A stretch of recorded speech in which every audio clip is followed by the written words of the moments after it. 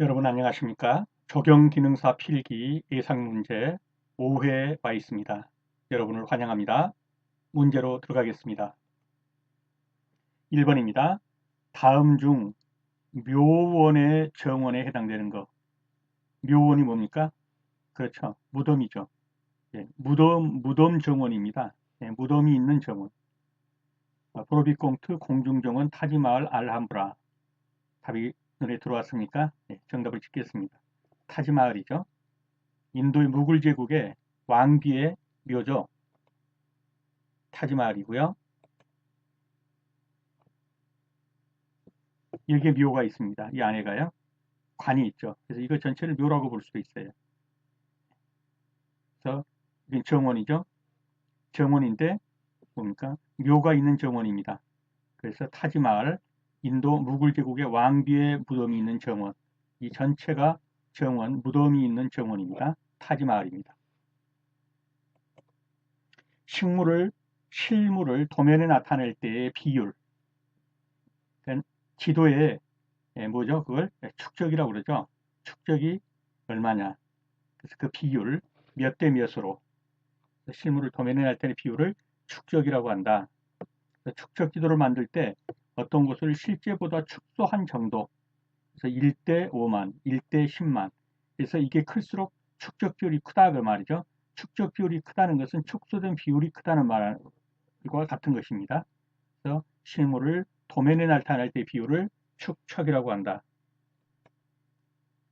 면적이 커지면 명도와 채도가 모해지고, 면적이 커지면 명도와 채도가 어떻게 되고, 큰 면적의 색을 고를 때 견본색은 원하는 색보다 어떤 색을 골라야 한다. 그래서 가로 안에 들어갈 용어는 무엇이냐 그랬어요.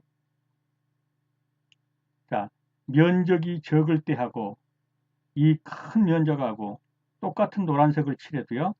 예, 여기에 칠한 색은 좀 더 어둡게 보이고 이렇게 큰 곳에 칠한 색은 더 선명하게 보입니다.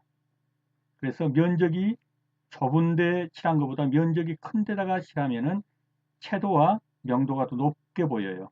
그래서 면적이 커지면 명도와 채도가 어떤다고요? 높아진다고요. 더 선명하고. 그래서 높아지고 그 다음에 큰 면적의 색을 고를 때에는 견본색은 어떻게 해야 된다고요? 조금 어둡고 칩칩해도 이렇게 칠해 놓으면 밝아져요. 큰 면적으로 가면. 그래서 아파트라든가 이 외벽 도색할 때 이 샘플을 가지고 와서 샘플 뭐 이만한 거 보고서 어떤 색으로 할래요? 그러면 어떻게 했어요?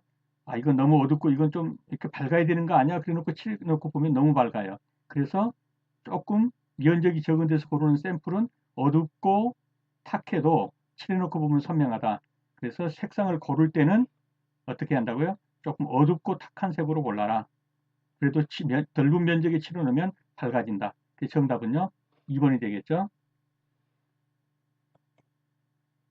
이것이 면적 대비입니다.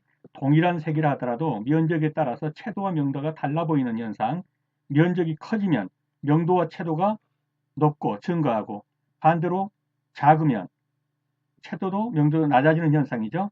그렇기 때문에 큰 면적의 색을 고를 때는 예, 아파트 도색하려고 한다. 견본색. 이거 좀 어두운데 그래도 칠해놓고 보면 넓은 데서 칠해놓고 보면 더 밝아진다. 그래서 약간 어두운 색으로 골라야 한다. 어둡고 탁한 색을 골라라.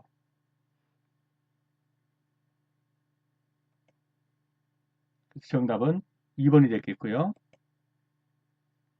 자, 이것이 면적 대비입니다. 여기에 있는 노란색과 여기에 있는 노란색은 동일한 색상이에요. 근데 어떤 게 밝아 보이세요? 이게 좀 더 어둡고 이게 좀 더 밝은 것처럼 보이죠? 왜냐하면 이것은 면적이 좁고 이것은 면적이 넓어요.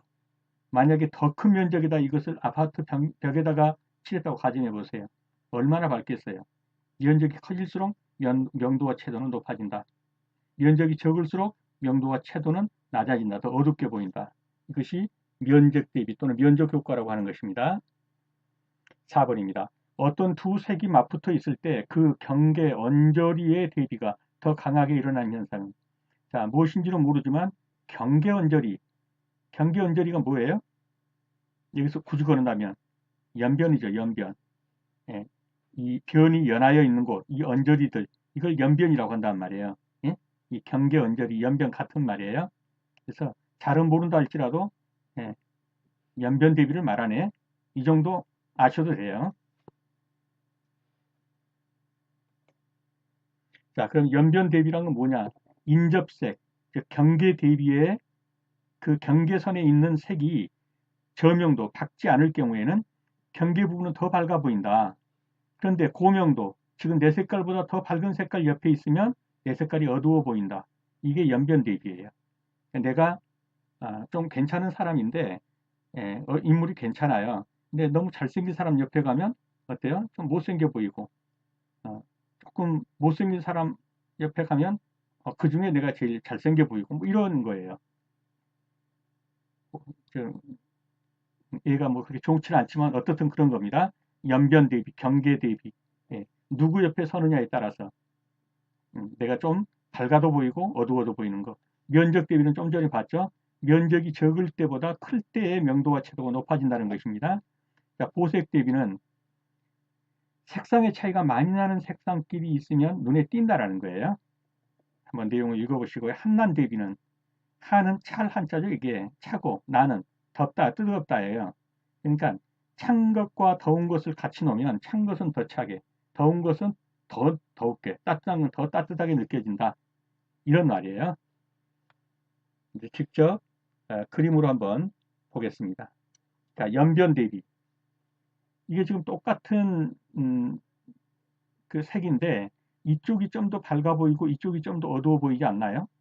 네, 이쪽이 좀 더 밝아 보이죠. 왜요? 명도가 낮은 것하고 경계가 있기 때문에 얘가 좀 더 돋보이는 거예요, 밝게. 근데 얘보다 명도가 더 센 놈 옆에 있으면 좀 어둡게 보인단 말이에요. 이것이 연변 대비예요. 그래서 얘 옆에 서면 좀 더 나아 보이고 얘 옆에 서면 좀 더 어두워 보이고 그렇죠?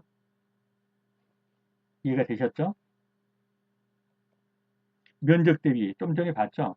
적은 면적이 있는 것보다 큰 면적으로 갈 때 훨씬 더 밝아 보이죠?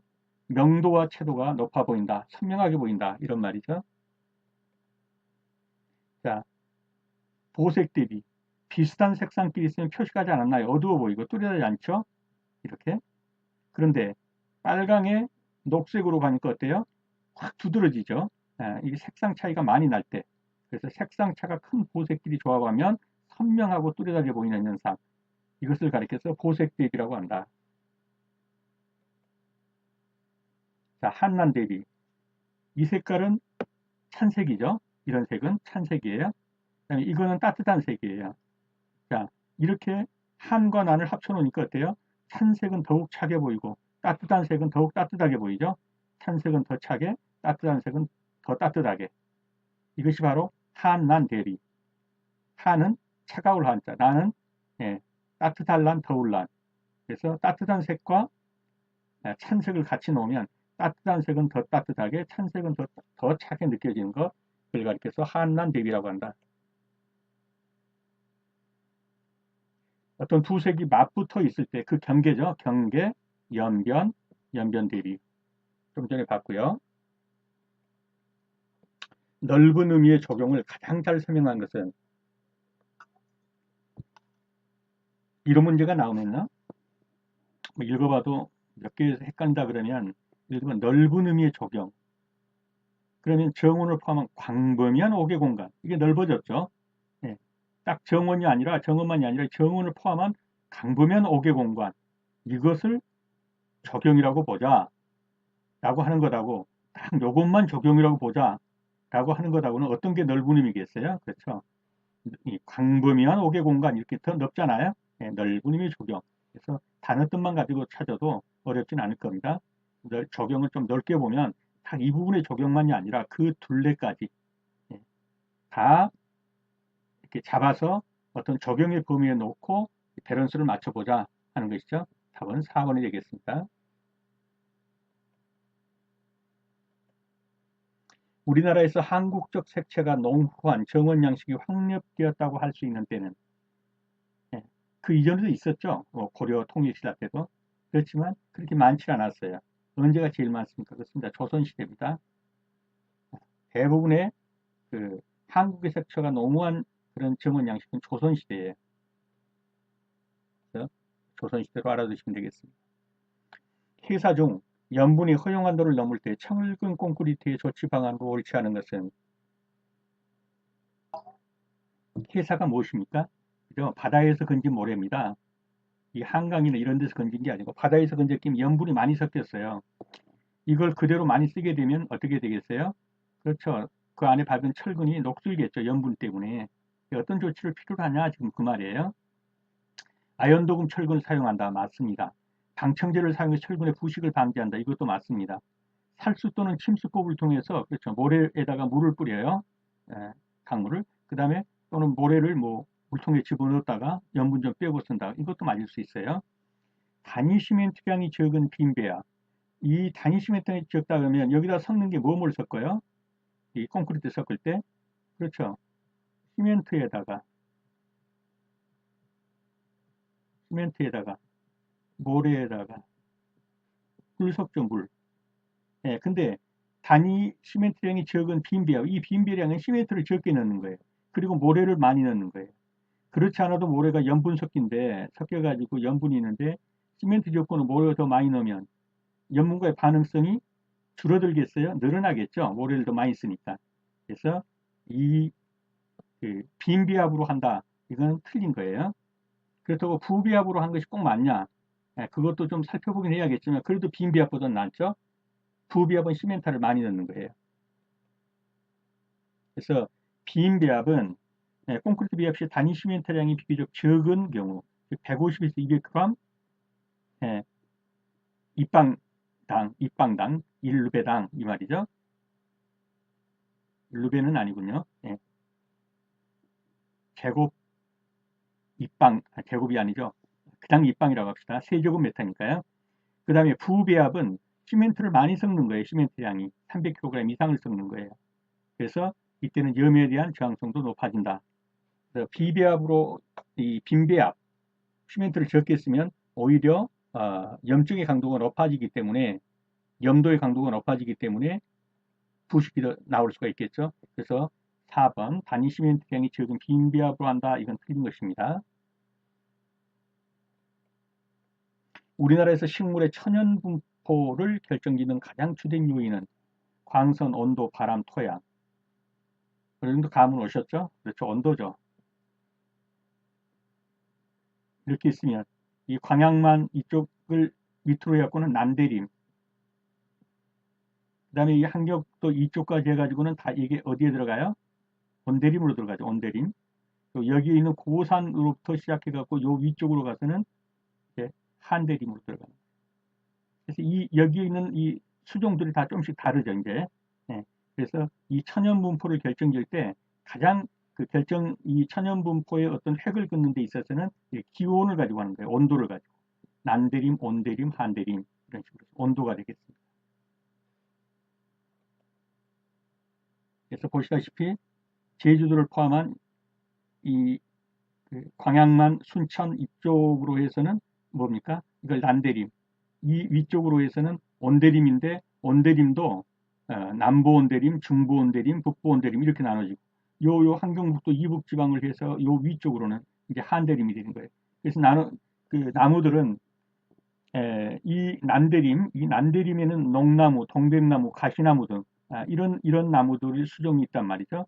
이 온대림 쪽에는 잣나무, 박달나무, 단풍나무 등이 있고 이 한대림 쪽으로 가면 전나무, 주목, 가무미나무 등으로 분포가 되어 있다.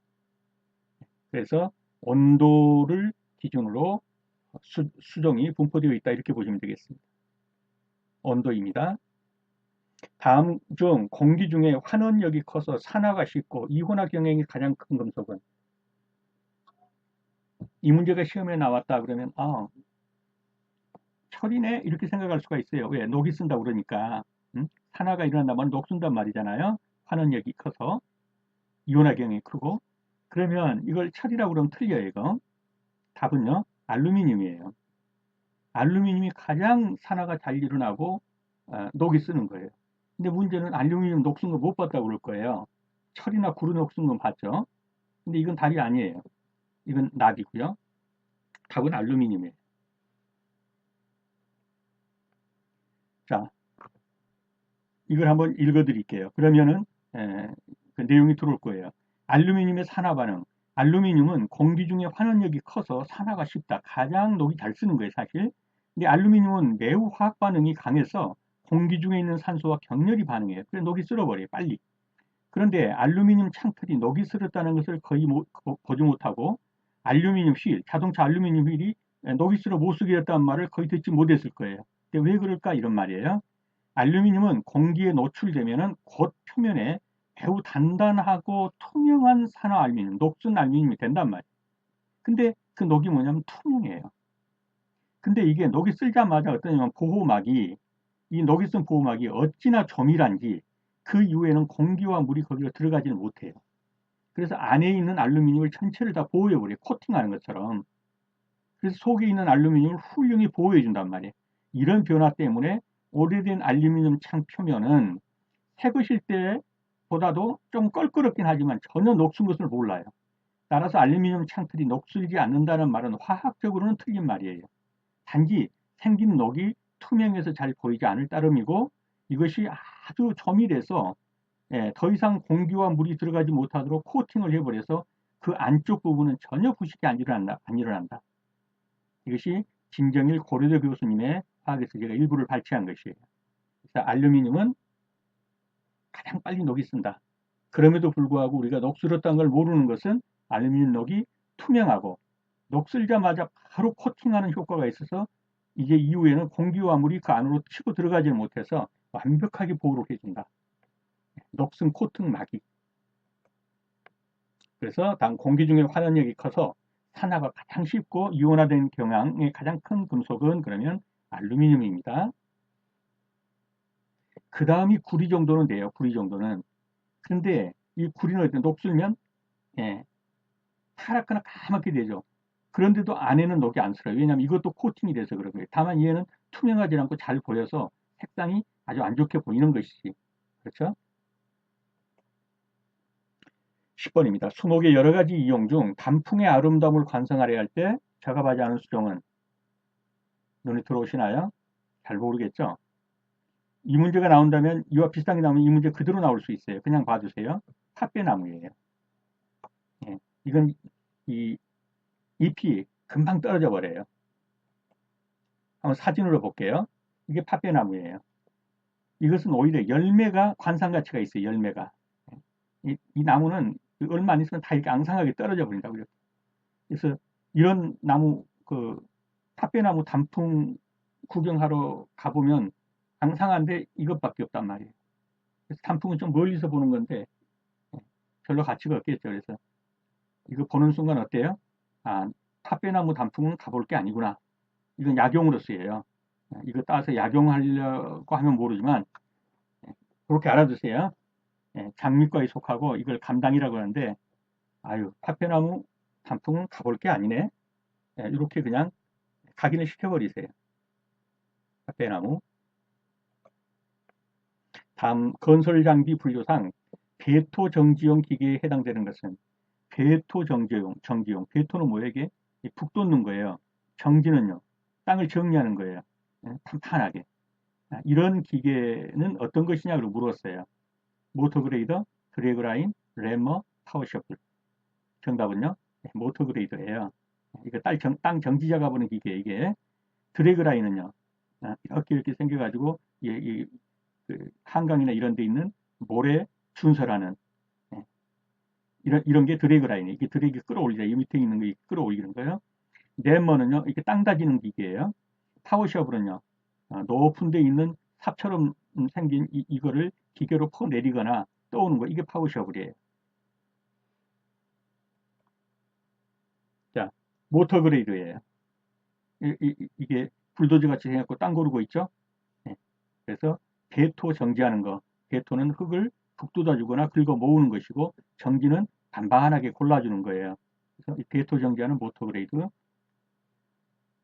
눈여겨 봐두시고요. 그 다음에 드래그 라인 여기 이렇게 달려갖고 이거 준설 작업하는 거예요. 예. 이 뻘이나 바다에서 모래 파 올리고 이 준설 작업 드래그 라인.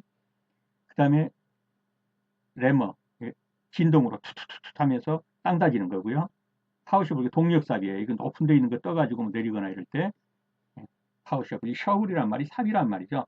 파워는 동력, 동력삽 이렇게 보시면 되겠습니다. 그래서 건설 장비 분류 중 대토정지용 그러면 모터 그레이더 그 장비 그림을 한번 떠올려 보시고요. 적용수를 이용한 가로막이 시설의 기능이 아닌 것은 가로막이란 건 뭐예요? 여기에 이렇게 집이 있다 그러면 이 집을 둘러싸고 이렇게 적용수를 심는 거예요. 이렇게 적용수를 이렇게 막 적용수를 심는 거예요. 요게 가로죠, 요게. 이게 세로고 이게 가로란 말이에요. 그래서 이런 식으로 가로 이렇게 해놨으면 어떠겠어요? 지나가는 사람들에게 내 집이 잘 안 보이겠죠. 이렇게 돼 있으니까 시선 차단시켜주죠. 보행자의 움직임 이거 없다면 가다가 내 집 마당도 밟고 이럴 텐데 이거 울타리 쳐주니까 움직임 규제도 해주죠. 그 다음에 광선 방지 이쪽으로 뭐 이렇게 차가 뭐 이렇게 올 수도 있겠죠. 뭐 차 헤드라이트 비추고 하는데 이거 없으면 우리 앞마당으로 마루에 나와 있으면 헤드라이트 때문에 자동차 헤드라이트 때문에 눈을 못 뜰 텐데 이렇게 울타리 나무를 다 심어 놓으면 어떠겠어요? 광선도 방지를 해주겠죠. 근데 이 옆에 돼지 농장이 있어요. 농장. 이 돼지 농장에서 악취가 수시로 나요. 근데 이 울타리에 놨다고 악취가 방지될까요? 이게 타고 넘어오고 이 밑으로도 뭐 공기만 들어오면 다 악취 방지 이건 아니죠. 그래서 악취 방지는 아니다. 시선 차단도 해주고 보행자 움직임도 광선 방지도 있지만 악취 방지까지는 아니다. 배롱나무, 장미 등과 같은 내한성이 약한 나무의 지상부를 보호하기 위해서 사용되는 가장 적합한 월동 조치. 이 배롱나무나 이 장미 등은 어때요? 가지가 연하죠. 그래서 이게 내한성이 약한 내한성은 뭐예요? 추위에 견디는 인내할 때 견딘다 이 말이죠. 찰한자죠. 그래서 추위에 견디는 것이 약한 나무예요. 잘 얼고 추위에 약해요. 그래서 뭔가 이불을 덮어줘야 돼. 이게 옷을 제대로 입혀줘야 돼. 어떻게 하는 게 좋겠냐 이거예요. 새끼감기를 해줄까? 집사기를 해줄까? 연기로 씌워줄까? 흙묶기를 할까? 답은 눈에 들어왔죠? 그렇죠. 집사기를 해주는 겁니다. 자, 배롱나무예요. 이렇게 짚으로 싸주는 거예요. 연한 줄기. 그래서 배롱나무 집사기 그림으로 한번 연상해 두시고요. 장미나 배롱나무는 이렇게 해서 추위에 약하니까 옷을 입혀준다. 집사기입니다. 양분 결핍 현상이 생육 초기에 일어나기 쉽고 세입의 황화 현상, 누런 현상이 나타나고 연맥 사이가 비단무늬 모양으로 되는 그런 결핍 원소는 무엇이냐 그랬어요. 누렇게 뜬다. 뭔가 엽록소 작용이 제대로 안 일어난다. 이런 게 뭘까? 생육 초기부터 일어나고요. 정답은 철분 부족입니다. 철분 부족. 철분이 부족하면 엽록소 생성이 안 되기 때문에 광합성을 잘 못해요. 그래서 광합성을 잘해야 잎이 푸른데 잘 못한단 말이죠. 지금 이 나무를 봐보세요. 이게 철분 결핍 증상 장미예요, 장미. 근데 잎을 보면 어떻게 해요? 좀 누렇게 뜨고 있죠, 이렇게. 새로 나온 잎들. 철분이 결핍되면 엽록소가 생성되지 않아요. 엽록소가 생성되지 않으니까 광합성 작용을 방해받아요. 그렇기 때문에 푸른색이 안 나고 이렇게 누렇게 뜨는 거예요. 황백 현상이 일어나요. 그래서 철분은 식물에서 특별히 광합성 작용에 반드시 필요한 거예요. 철분이 부족하면 광합성을 잘 못하고 광합성을 잘 못하기 때문에 엽록소 생성이 안 되고 엽록소 생성이 안 되기 때문에 광합성을 잘 못하는 거예요. 그리고 입이 누렇게 뜬다. 그래서 양분 결핍 현상이 생육 초기에 일어나기 쉽고 황화 현상, 누렇게 뜨고 연맥세가 비단 모양, 철분 부족이다. 수목의 규격을 HW로 표시하는 수종으로만 짝지은 것은 수목이 이렇게 있으면 땅이 이렇게 있고 이렇게 있으면요. 이 바로 땅 부근에서 재는 거 이것을 R이라고 표시해요. 라운드. 그 다음에 여기서부터 한 1.2m 높이에서 이 직경을 재는 거 이거를 B라고 그래요. 브레스트. BREAST. 이 가슴이죠. 흉고라고 그래요. 흉고. 그 다음에 여기서 이 나무에서 여기서 여기까지 이것을 수고라고 그래요. 그래서 이 HIGHT, 하이트. 그래갖고 이게 뭐냐면 높이잖아요. 그래서 이건 H로 표시를 해요. 그리고 여기 이 흉고는 B로 표시를 해요. 그리고 여기 그 뿌리 부분에 있는 것은 R로 표시를 해요. 그리고 요 수관의 폭, 이거는 와이드라고 그랬고, 와이드스 그랬고, W로 표시를 해요. 그래서 이 표시가 요 밑에서 하는 것은 R, 이 흉고 1.2m 높이에서 이 직경을 재는 것은 브레스트 B, 여기서 이 높이를 재는 것은 하이트에서 H, 그 다음에 이 수관의 이 넓이를, 이 폭을 재는 것은 와이드스 그래갖고 W, 이렇게 약어를 쓴다라는 걸 알아두시고요. 그런데 이렇게 할 수 있는 것은 대부분 다 뭐예요? 키 큰 나무, 교목이라 이렇게 해요. 교목. 이 덤불 같은 거, 관목. 관목은 재단이 제일 게 없어요. 이게. 그래서 관목은 주로 뭐로만 하냐? 이 철쭉 같은 거, 이런 작은 나무, 철쭉이라고 합시다. 이렇게. 이런 나무는 높이하고요. H. 그 다음에 이 폭 곱하기 W. 요것만 잰단 말이에요. HW만. 그래서 R이나 B나 이 R이나 B가 들어간 것은 다 교목이 들어간다. 이렇게 보시면 돼요. 그럼 소나무, 느티나무는 다 키 큰 교목이죠. 요거는 R 뭐 H 곱하기 R 곱하기 뭐 W 뭐 이렇게 다 들어갈 수 있어요. 그러나 회향목이나 잔디에게 무슨 이게 규격이 있겠어요. 예. 이거는 그냥 30cm 곱하기 30 평대 이런 식으로밖에 표시 안 해요. 주목과 철쭉은요. 주목은 뭡니까? 이건 교목에 속해요. 그렇지만 이 관상수인데 주목은 대부분 이렇게 생겼어요. 이렇게 해갖고 이게 짧아요. 이 밑에까지 다 내려와 버려 이게 흉고를 잰다고 할 수도 없어요. 이게 이 전체가 다 이렇게 됐어요. 그래서 이거는 H하고 요 콩 넓이 W만 잰단 말이에요. HW. 철쭉은 이 관목이기 때문에 어차피 HW로 돼요. 그래서 HW로만 표시하는 수정으로 짝지는 건 그러면 주목과 철쭉이에요. 그래서 잘 모르겠으면 그냥 주철이다 그렇게라도 봐주시면 되겠습니다. 자, 제가 설명드렸던 그대로죠. 1.2m 지점에서 하는 거 요거를 B라고 하고, 여기서 바로 재는 거 이거를 R이라고 하고, 여기서부터 여기까지 높이를 재는 것을 H라고 하고, 여기서부터 여기까지 이 수간 폭을 재는 것을 W라고 한다. 그래서 이 내용은 이렇게 해놨으니까 한번 읽어보시고요. 그래서 20개 구격을 HW로 표시하는 수정으로만 짝지어진 것을 그러면 주목과 철쭉이다. 소나무나 느티나무에는 이런 거 R, 블레스트 이런 게 들어간단 말이에요. 왜? 이 줄기가 있으니까. 이렇게 있습니다. 근데 길이가 짧은 관목 이런 애들은 이 줄기랄 게 없다. 이걸로 뭐 규격을 지을 게 별로 없다. 그런 애들은 뭐만 한다고요? 높이하고 폭 요것만 잰다. 그래서 HW로만 표시를 한다. 비료의 3요소가 아닌 것은 그랬습니다. 비료의 3요소는 뭡니까? 질소인산 칼리. 옛날에 칼리라고 했죠. 지금 칼륨이라고 하죠. 그래서 질소인산 칼륨이에요. 아닌 것은 칼슘이 아니죠. 이건 헷갈리면 안 됩니다. 칼리입니다. 질소인산 칼륨. 그래서 질소인산 칼륨 비료의 3요소. 다음 중 파이토플라즈마라고도 하고 스마라고도 하니까 똑같은 거예요. 파이토플라즈마에 의한 수목병은 무엇이냐 그랬어요.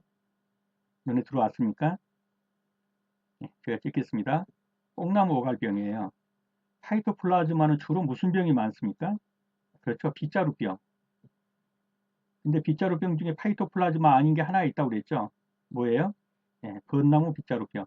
요거는 뭐가 옮긴다고요? 벚나무 빗자루병은 곰팡이. 곰팡이 중에서도 뭐가요? 잔항균. 그 나머지 빗자루병, 뭐 붉은 나무, 북나무 빗자루병, 대추나무 빗자루병, 무슨 빗자루병, 빗자루병이란 빗자루병은 다 파이토플라즈마다. 그리고 뽕나무 오갈병도 파이토플라즈마다. 그렇게 알아두면 되겠습니다. 그래서 뽕나무 오갈병, 파이토플라즈마 수목병, 뽕나무 오갈병, 오동나무 빗자루병, 대추나무 빗자루병, 북나무 빗자루병, 빗자루병은 다 이쪽으로 들어가죠. 그다음 노린재, 담배장잎 노린재, 썩병나무 노린재, 이건 다 파이토플라즈마다. 파이토플라즈마라는 이것도 세균이에요. 세균. 예. 그런데 세균에서 좀 분류를 이렇게 해놓은 거예요. 이것도 세균의 종류입니다. 설계도서에 포함되지 않는 거. 설계도서에 포함되지 않는 거. 감은 대강호죠. 그렇죠. 현장 사진이 아니죠. 이 설계도서는 뭐예요? 설계로 인해서 산출되는 도서예요. 설계하면서 나온 어떤 것들이 설계도서예요. 그런데 현장 사진은 설계에서 나온 게 아니죠. 그냥 현장 찍은 거니까 이건 설계도서가 아니고요. 설계도면 물량예약서, 공사시방서 이런 것들은 전부 구조계산서 뭐 이런 것들은 설계도서가 되겠습니다. 그래서 설계도서란 설계한 결과로 만들어진 일체의 서류를 말하는데 건축법 2조에서 말하는 설계도서가 이런 거예요. 도면, 설계도면, 구조계산서, 시방서, 건축 설비 계산 관계서, 이게 수량 산출서, 물량 산출서 이게 다 여기 들어가고 기타 공사에 관한 서류로 토지 및 지질 관계 서류 같은 거 이런 것이 바로 설계 도서에 해당됩니다. 설계도면 구조계산서, 시방서, 수량 산출서, 물량 산출서, 예, 지질 관계 서류 뭐 이런 것들. 그래서 설계도서에 포함되지 않는 것은 현장 사진입니다. 수목의 가슴 높이를 나타내는 기호. 좀 전에 봤었죠? 수목이 이렇게 있으면 가로 위에서 지은 것을 직경을 가슴 높이에서 지은 것을 뭐라고 그랬어요? 기라고 그런다고 그랬죠? 1.2m 정도 된 거, 브레스트. 그래서 기라고 합니다. 가슴 높이의 지름을 뭐라고 한다고요? 기라고 합니다. 흉고 직경이라고도 하고요. 900제곱평방의 잔디 광장을 평대로 조성하려고 할 때 필요한 잔디량은 얼마냐? 그러니까 이런 넓은 운동장에다 잔디를 입히려고 해요. 이게 900평방이에요.